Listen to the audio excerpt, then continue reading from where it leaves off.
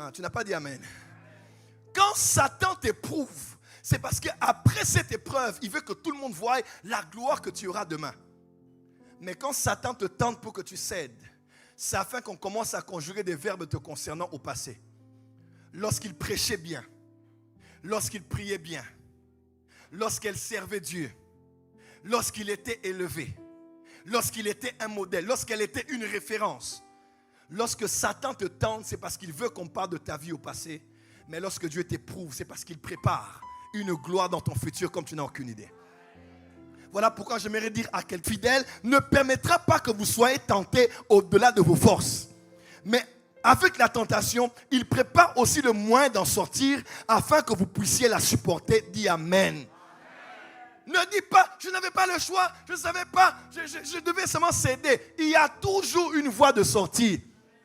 Même si tu dois y laisser ton manteau ou ton vêtement comme Joseph, tu dois laisser. Oh, dis amen très fort. Des fois, on pense que c'est juste un test, c'est juste une tentation anodine, c'est juste quelque chose d'hasard. C'est arrivé, on veut te toucher, tu refuses et puis tu te laisses aller ou bien tu te retiens. Mais on ne sait pas des fois que tout se joue à cet instant-là.